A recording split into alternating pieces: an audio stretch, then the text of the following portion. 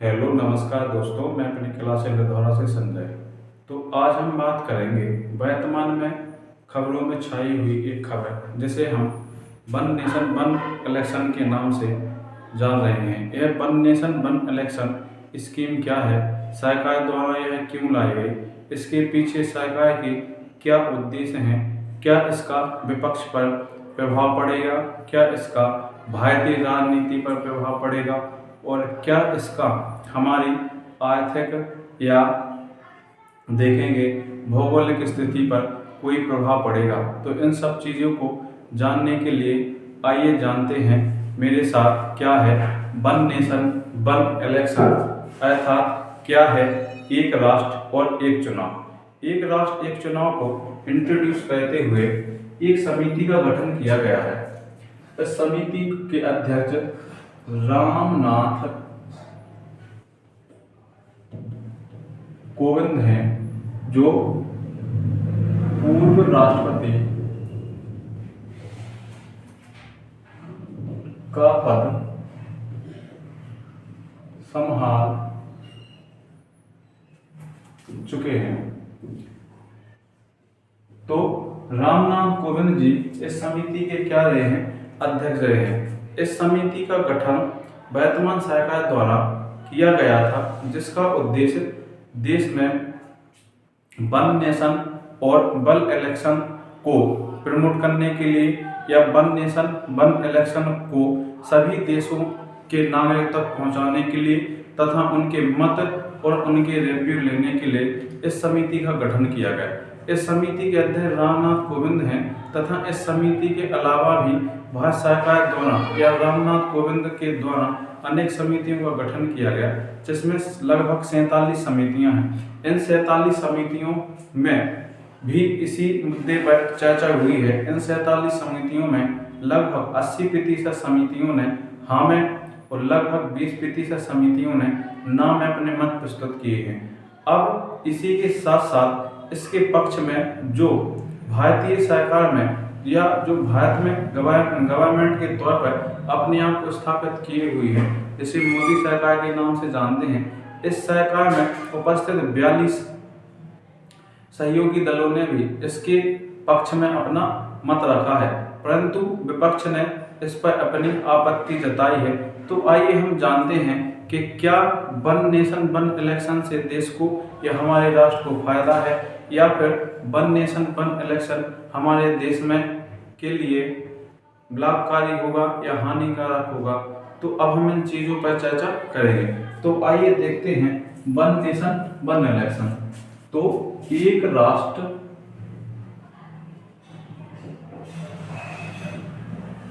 एक चुनाव। तो एक राष्ट्र एक चुनाव की बात, एक राष्ट्र एक चुनाव की बात असली में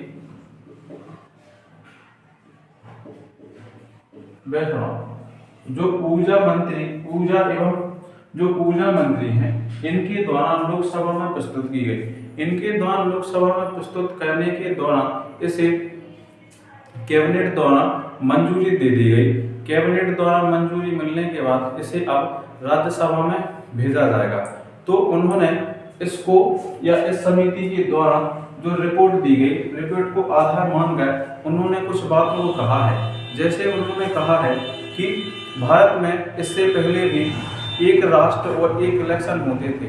यह कोई नई बात नहीं है, यह कोई नई बात नहीं है। इस बात को पहले भी भारत में या इस कानून को पहले भी भारत में चलाया गया है। इसके साथ साथ उन्होंने कहा है कि इसके पक्ष में सरकार द्वारा अनेक समितियों का गठन किया गया, जिन्होंने लगभग 80% लोगों ने इसमें हाँ में अपनी बात रखी है तथा 20% लोगों ने ना में कही है। इसके अलावा जो हमारे सहयोगी दल हैं वह इसका समर्थन कहते हैं और विपक्ष इसका क्या कहते हैं, विरोध कहते हैं। तो वन नेशन वन इलेक्शन से कुछ सरकार द्वारा जो कदम उठाए गए हैं उससे हमें या हमारे राष्ट्र को कुछ फायदा भी होंगे,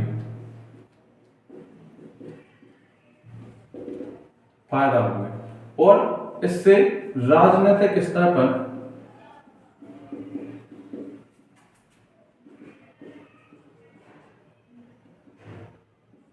छोटे दलों को, छोटे दलों को।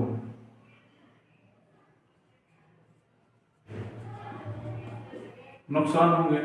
अब जो बड़े दल हैं उन्हें तो इससे क्या होगा, फायदा होगा, लेकिन जो छोटे दल हैं उन्हें इससे क्या हो जाएगा, नुकसान हो जाएगा। देखो कैसे हो जाएगा। यदि हम बड़े दल की बात करें तो बड़े दलों में क्या होते हैं, कार्यकारिता होते हैं। कार्यकारिता के साथ इनका क्या होता है, जो इनके सुप्रीम होते हैं, मतलब जो इनकी पार्टी में सबसे बड़े होते हैं, जैसे पार्टी अध्यक्ष,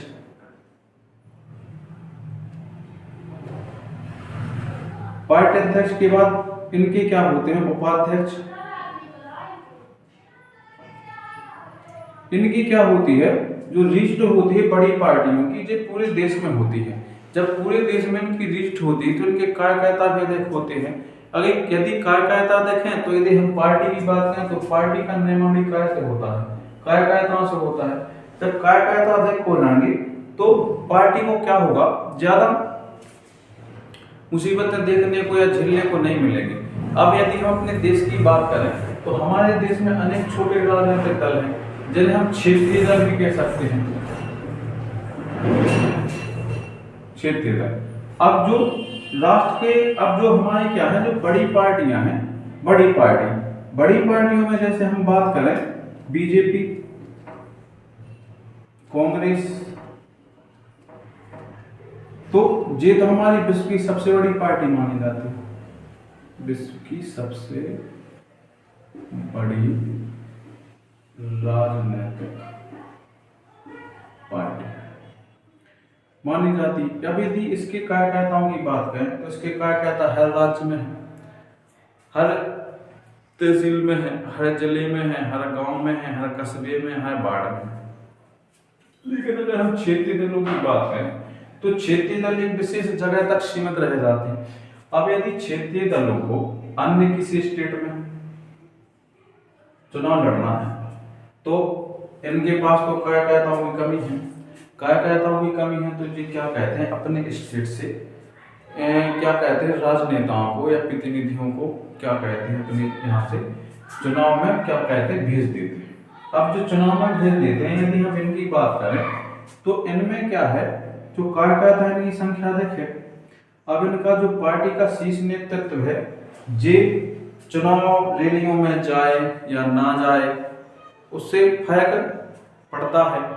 अब यदि हम इनकी बात करें तो इनकी पहुंच कहाँ होती है, केवल क्षेत्रीय स्थानों में। जब क्षेत्रीय स्थानों में पहुंच होगी तो ये अदर स्टेट तक तो बढ़ नहीं पाएंगे। जब अदर स्टेट तक नहीं बढ़ पाएंगे तो इनकी लिस्ट में क्या आएगी, कमी, मतलब इनकी पहुंच में क्या हो जाएगी, कमी। इनकी पहुंच में कमी आएगी तो फिर जो बड़े दल हैं उन्हें क्या हो जाएगा, इसका फायदा हो जाएगा। तो हम देखते हैं कि हमारे देश में जो वन नेशन वन इलेक्शन है, इस स्कीम का छोटे दल क्या कर रहे हैं, विरोध करने के लायक बात है नहीं। यदि आपके घर में 50 लोग हैं और किसी के घर में केवल 4 लोग हैं तो आपका प्रोग्राम जो होगा उसमें क्या आदमियों की या बैक या काम करने वालों की कमी पड़ेगी। लेकिन यदि हम बगल में देखें 4 लोग हैं जिसमें उसमें काम करने की बैक लोड अधिक हो जाएगा। जब उनमें बैक लोड अधिक हो जाएगा तो सीधी सी बात है, तो उन्हें क्या करना पड़ेगा, खर्च करना पड़ेगा। जब खर्च करना पड़ेगा तो उनकी आर्थिक स्थिति में क्या आएगी, कमी आएगी। आर्थिक स्थिति में कमी हम जैसे उन्हें देखेंगे तो उनके हाथ पांव क्या होने लगे, फूलेंगे। जब हाथ पांव फूलेंगे तो वो ऑटोमेटिक क्या करेंगे, अपने प्रोग्राम को छोटा करने की कोशिश करेंगे, या फिर जहां तक उनकी क्या बोलेंगे, क्षमता बोलेंगे, तब वहीं तक करेंगे। कर्ज लेके करेंगे तो फिर वो कर्ज में डूब जाएंगे। अब यदि हम बड़े परिवार की बात करें, बड़ा परिवार, बड़ी आमदनी, बड़े प्रोग्राम तो बड़े हो ओबियसली वे क्या हो जाएंगे, बढ़ते जाएंगे। ऐसे हम यही इसी एग्जाम्पल को हम यहाँ पर लागू करें तो जबकि जो बड़ी पार्टी है तो इन्हें तो कोई फर्क नहीं पड़ने वाला, क्योंकि इनकी हर राज्य में, हर स्टेट में क्या है, इनके कार्यकर्ता है, कार्यकर्ताओं के साथ साथ इनकी लिस्ट है। लेकिन जो छोटी पार्टियां हैं उनके तो लिस्ट नहीं है ना, उनको तो कार्यकर्ता है ना, उनके पास अपना क्या है, अगर हम देखें फाइनेंशियल, अगर फाइनेंशियल नहीं है तो आदमी फिर क्या करेगा, फाइनेंशियल। अब फाइनेंशियल जाएगा फिर चुनाव आयोग आ जाएगा। चुनाव आयोग आ जाएगा तो फिर वो पूछेगा नहीं कि इतनी जो सीमा है उस सीमा से अधिक आप खर्च कैसे कर सकते हैं। जब आप सीमा से अधिक खर्च करेंगे तो आपको क्या कह दिया जाएगा, आपके प्रतिनिधि को चुनाव के लिए रोक दिया जाएगा या बाधित कर दिया जाएगा। तो ये तो क्या है जिस कारण हमारे क्या छोटे दल इसका क्या कर रहे हैं, विरोध कर रहे हैं, लेकिन बड़े दलों को इससे कोई ज्यादा फर्क नहीं पड़ने वाला। अब इन सब चीजों से क्या है, इन सब चीजों से हमारे देश की जो आर्थिक स्थिति है, राजनीतिक स्थिति है, इसके बाद जो हमारी न्यायपालिका है उस पर भी फर्क पड़ेगा। यदि आप सोचें एक ही समय पर पूरे देश में चुनाव होंगे तो इतनी फोर्स हम कहाँ से लाएंगे, इतनी हम ईवीएम कहाँ से लाएंगे, इतने हम जो चुनाव आयोग में के द्वारा जो कर्मचारी लगाए जाते हैं उनको एक साथ में इतने कार्यकर्ताओं को कहाँ से भर्ती करेंगे। तो कहीं ना कहीं हमारे देश पे एक्स्ट्रा बोझ आएगा। जब हमारे देश पे एक्स्ट्रा बोझ आएगा तो फिर हमें जो क्या करना पड़ेगा, इसकी भरपाई करनी पड़ेगी। इसकी भरपाई करनी पड़ेगी तो वो किसको करनी पड़ेगी, हमें करनी पड़ेगी, आपको करनी पड़ेगी। तो वन नेशन वन इलेक्शन से कुछ नुकसान भी हैं। जैसे मान के चलिए एक साथ पूरे 29 राज्यों में चुनाव किए गए, 28 राज्यों में चुनाव किए गए, 28 राज्यों के साथ 9 केंद्र शासित प्रदेशों में हमने क्या करा दिए चुनाव। अब यहाँ पे पोलिंग बूथ पर हमें सुरक्षा व्यवस्था चाहिए, यहाँ पे भी हमें पोलिंग बूथ पर सुरक्षा व्यवस्था चाहिए, यहाँ पे भी हमें ईवीएम चाहिए, यहाँ पे भी हमें ईवीएम चाहिए।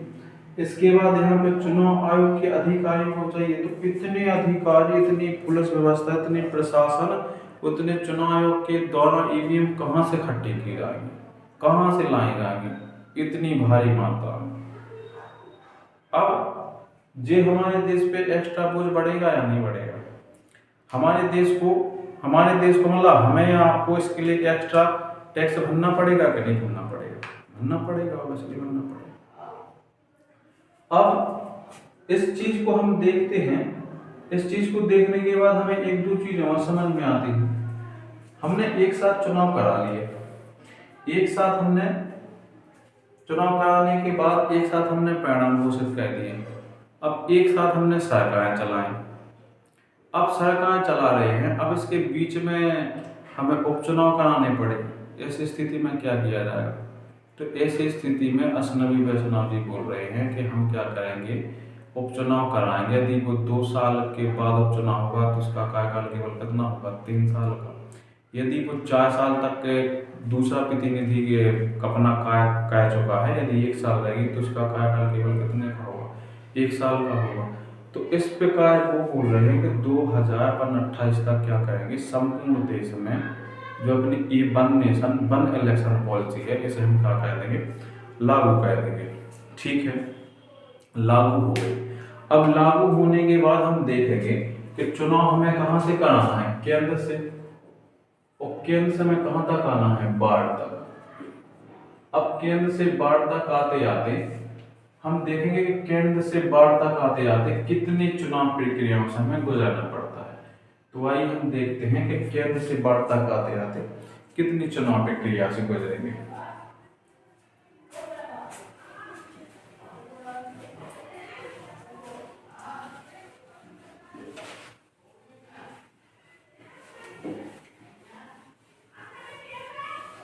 तो इतना तो आपको ज्ञात होगा कि अगर हम अपने देश में चुनाव देखें तो चुनाव मुख्यतः 2 प्रकार के होते हैं।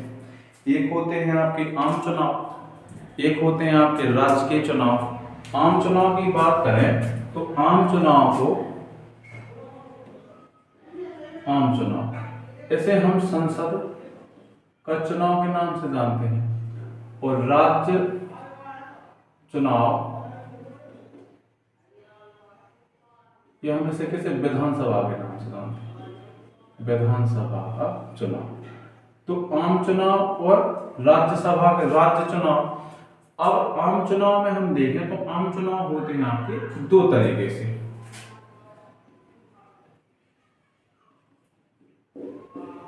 एक होता है आपका लोकसभा के लिए, एक होता है आपका राज्यसभा के लिए। लोकसभा के चुनाव में हमें संसद चुना जाता है हमारे द्वारा, और राज्यसभा में राज्यसभा सदस्य। ठीक है, तो इसमें क्या हो जाता है, पर राज्यसभा में राज्यसभा सदस्य चुन लिया जाता है। अब लोकसभा का चुनाव हमारे भारत देश में क्या आम चुनाव के नाम से जाना जाता है। आम चुनाव होता है जिसमें हम क्या सांसद चुनते हैं, और सांसद हम क्या किसको चुन लेते हैं, प्रधानमंत्री। अब राज्यसभा में क्या होता है, अब इस जे चुनाव तो क्या होता है, डायरेक्ट होता है, मतलब इसमें क्या होता है, वोटिंग होती है। वोटिंग कैसी होती है, प्रत्यक्ष रूप से, और इसमें कोई वोटिंग होती है आपकी अप्रत्यक्ष रूप से।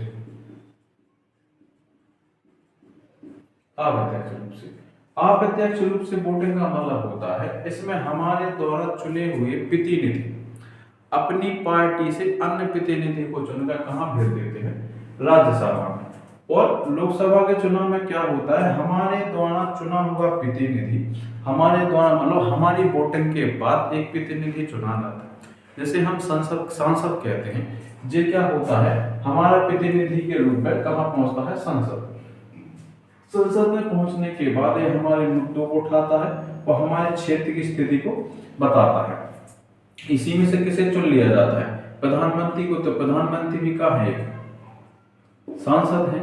अब अप्रत्यक्ष रूप से चुना जाता है राज्यसभा सदस्यों को, और इनमें क्या होता है, एक को चुन लिया जाता है राज्यसभा अध्यक्ष। ठीक है, अब इसमें राज्यसभा अध्यक्ष में एक और पद होता है आपका, राज्यसभा अध्यक्ष को हम क्या कहते हैं, स्पीकर। तो जे आपका क्या हो जाता है, उप राष्ट्रपति। और इसमें प्रधानमंत्री के ऊपर क्या होता है आपका,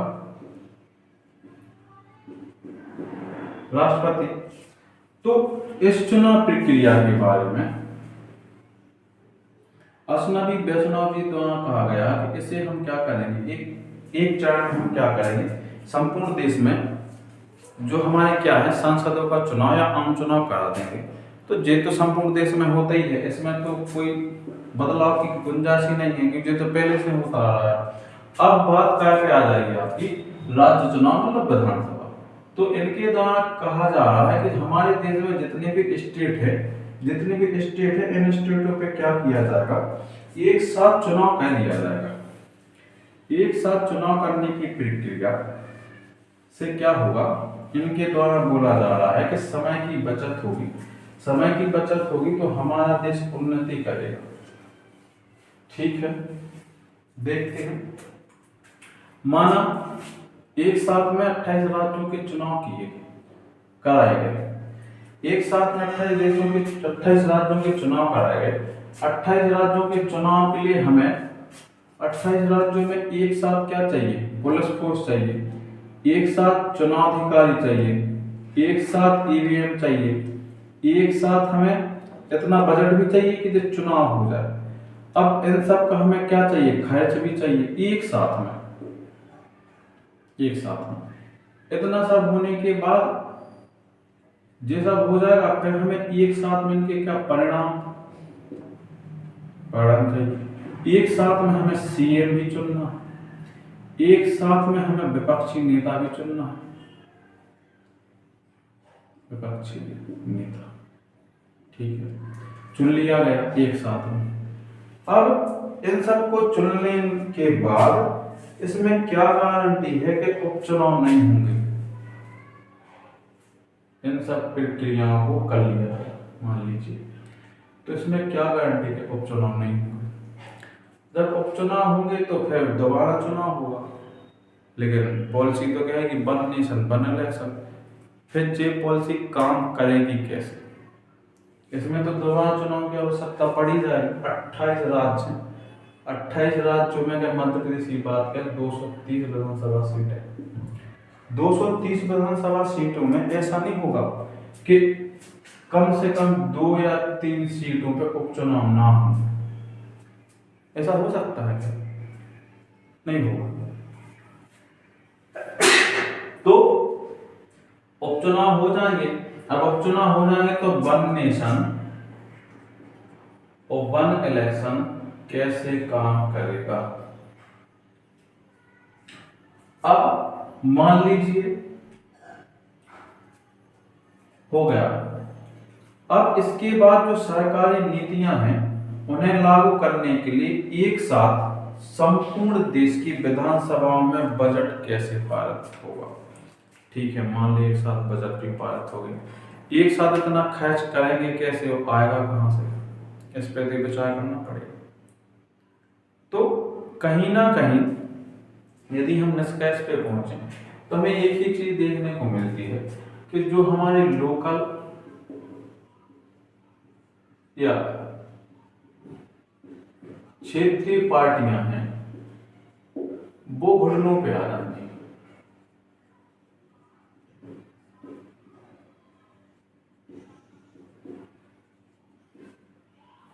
अब वो घुटनों पे आएंगी तो सीधी सी बात है, क्षेत्रीय पार्टियां गिरोह करेंगी। क्षेत्रीय पार्टियां गिरोह करेंगी तो विपक्ष अपने आप क्या हो जाएगा, कमजोर हो जाएगा। जब विपक्ष अब कमजोर होगा तो फिर जो पक्ष में है वो क्या हो जाएगा, मजबूत। अब पक्ष मजबूत में हो जाएगा, विपक्ष कमजोर हो जाएगा, तो फिर सरकार कहाँ जाएगी, समझ रहे हैं आप। सरकार पहुंच जाएगी डिक्टेटरशिप समझते हैं। तो सरकार का कहाँ की वो गमन करने चले जाएगा, डिक्टेटरशिप की, क्योंकि विपक्ष क्या हो जाएगा, खत्म हो जाएगा। क्षेत्रीय पार्टियां कहाँ तक सीमित रह जाएगी, क्षेत्र तक। क्षेत्रीय पार्टियां अदर राज्य में नहीं पहुंच पाएंगी। क्षेत्रीय पार्टियों के कार्यकर्ताओं में उतना मनोबल नहीं आएगा, क्योंकि उनको क्या करना, अपना क्षेत्र देखना। जब क्षेत्र से फुर्सत मिलेगी तब तो अदर राज्य में जाएंगे ना वे पार्टियां करने के लिए, सभाएं करने के लिए। जब उनके ऊपर अपने राज्य का प्रभाव रहेगा तो दूसरे राज्य में कैसे कर पाएंगे। जब दूसरे राज्य में नहीं कर पाएंगे तो दूसरे राज्य उनके हाथों से क्या हो जाएगा, निकल जाएंगे। वो अपने राज्य में क्या हो जाएंगे, केवल अपने राज्य में ही सीमित रह जाएंगे। इस तरीके से केंद्रीय क्या हुआ, इस तरीके से जो केंद्रीय सरकार है उस पर उतना प्रभाव नहीं पड़ेगा, और जो छोटी पार्टियां हैं वे कहां तक सीमित रह जाएंगी, अपने लोकल तक सीमित रह जाएंगी, अपने राज्य तक सीमित रह जाएंगे, किसके आगे नहीं बढ़ पाएंगे। इस कारण देश में धीरे धीरे क्या हो जाएगा, इस कारण देश में धीरे धीरे क्या की स्थिति बन जाएगी, एक तरफा शासन। एक तरफा शासन को तो आप समझते ही आम भाषा में क्या कहा जाता है, तो ऐसी स्थिति बन जाएगी। तो असनवी वैष्णव द्वारा जो बातें कही गई हैं उन पर जो मेरे विचार हैं, यदि आपको इसमें कुछ गलत लगा हो तो मुझे आप कमेंट करके बता सकते हैं। यदि इसमें मैं देख लेंगे कि हमारे देश में जो चुनाव प्रक्रिया है वो शुरू कब से हुई और हमारे देश में कब कब बदलाव लाए गए चुनाव प्रक्रिया में, तो आइए हम देखते हैं हमारे देश में चुनाव प्रक्रिया में लाए गए बदलाव। तो आइए हम जानते हैं भारत में आज़ादी के बाद चुनाव की क्या क्या स्थिति रही, क्या क्या चुनाव आयोग या भारत सरकार द्वारा चुनाव आयोग में बदलाव लाए गए। तो सबसे पहले क्या होता है, चुनाव आयोग की स्थापना 25 जनवरी 1950 में कर दी जाती है। चुनाव आयोग की स्थापना के फर्स्ट अध्यक्ष होते हैं आपके सुकुमार सेन। सुकुमार की अध्यक्षता में भारत में प्रथम चुनाव किए जाते हैं, जिन्हें प्रथम आम चुनाव के नाम से भी जाना जाता है। यह प्रथम आम चुनाव 1951 से 1952 के बीच होते हैं। इस समय भारत में आबादी की जो संख्या होती है उसमें 17.5 करोड़ लोग चुनाव में क्या कहते हैं भाग लेते हैं। इस चुनाव में भाग लेने वालों की उस समय आयु निर्धारित की गई 21 वर्ष, क्योंकि उन्होंने उस समय 21 वर्ष के व्यक्ति को ही क्या चुनाव या सरकार चुनने लायक योग्य समझा। उसके पीछे उन्होंने रीजन क्या दिया कि अभी यह इतने समझदार नहीं है कि इससे कम उम्र का व्यक्ति अपने लिए सही सरकार को चुन पाए। इसके बाद क्या होता है, 1984 में इस सीमा अवधि को घटाकर 21 वर्ष कर दी गई। 21 वर्ष से घटाकर 18 कर दी गई। 18 वर्ष में क्या किया जाएगा, अब मतदाता अपने मत का प्रयोग कर पाएगा। इसके बाद क्या होता है, 1989 में ईवीएम को इंट्रोड्यूस कर दिया जाता है। EVM electronic voting machine introduce करने के बाद इसे प्रायोगिक तौर पर 1998 में मध्य प्रदेश, राजस्थान और दिल्ली में क्या किया जाता है, इसका ट्रायल किया जाता है। ट्रायल करने के बाद इसे पूर्ण रूप से 1999 में गोवा के विधानसभा चुनाव में प्रयोग कर लिया जाता है। इसके बाद क्या होता है, गवर्नमेंट द्वारा 1993 में जो वोटर आईडी होती है उसमें फोटो युक्त वोटर आईडी का क्या कह देते हैं जी, प्रावधान कर देते हैं। और वर्ष 2013 में जो हमारे क्या होते हैं, जितने भी वोटिंग होती है उसे क्या कह दिया जाता है, उसकी सूची को ऑनलाइन तैयार कराया जाता है। और साथ साथ में वीवीपैट को भी इंट्रोड्यूस कर दिया जाता है। इंट्रोड्यूस के साथ साथ ईवीएम के साथ में इसको क्या कह दिया जाता है, मैच कर दिया जाता है। इसका पहला प्रयोग नागालैंड में नागालैंड के उपचुनाव में किया जाता है। नागालैंड के उपचुनाव में हो जाने के बाद इसे संपूर्ण भारतवर्ष में उपयोग करने के लिए मान्यता प्रदान कर दी जाती है। इस प्रकार भारत में क्या होता है, समय समय पर चुनाव आयोग द्वारा या सरकार द्वारा चुनाव आयोग में परिवर्तन लाए जाते हैं। इसी प्रकार का एक परिवर्तन वर्तमान में अश्विनी वैष्णव द्वारा रामनाथ कोविंद जो पूर्व राष्ट्रपति उनकी कमेटी में गठित की गई है, जिसके द्वारा विधानसभा में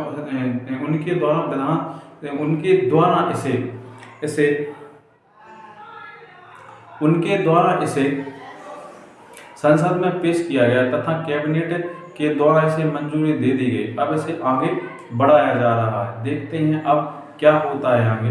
यदि मंजूरी मिलती है तो हमारे देश में जैसे one nation one education policy लागू हुई थी, उसी प्रकार अब हमारे देश में वन नेशन वन इलेक्शन होगा, जिसके अंतर्गत आम चुनाव से लेके वार्ड मेंबर के चुनाव भी एक ही दिन, एक ही तारीख और एक ही पोलिंग बूथ पर हमें देखने को मिल जाएंगे। हम उसी समय पर अपना क्या कर लेंगे, प्रधानमंत्री के लिए भी वोटिंग कर देंगे, सीएम के लिए भी वोटिंग कर दें। यदि आप नगर पालिका या नगर निगम के अंतर्गत हैं तो आप अपने मेयर या अध्यक्ष को भी चुन लेंगे। यदि आप वार्ड में अपन देखेंगे तो आप उसी समय अपने वार्ड मेंबर को चुन लेंगे। यदि आप ग्रामीण क्षेत्र में हैं तो आप उसी समय एक ही दिन पर अपने सरपंच को चुन लेंगे, जिला पंचायत सदस्य को चुन लेंगे और जनपद सदस्य को भी चुन लेंगे और अपने वार्ड मेंबर को भी चुन लेंगे। तो ये क्या हो जाएगी आपकी one nation one election policy. यदि आपको जानकारी अच्छी लगी हो तो मुझे सपोर्ट करें और मेरी वीडियो को ज़्यादा से ज़्यादा फैलाएं और मुझे सपोर्ट करने के लिए आपका धन्यवाद। और साथ ही साथ आप मेरी वीडियो पर आएँ, कमेंट करें। जानकारी अच्छी लगती है तो कमेंट करके मुझे बताएं। यदि कोई त्रुटि पाई जाती है तो उसे भी आप मुझे बताएं, क्योंकि जब आप मुझे बताएंगे तभी मैं उसमें क्या कर पाऊंगा, सुधार कर पाऊंगा।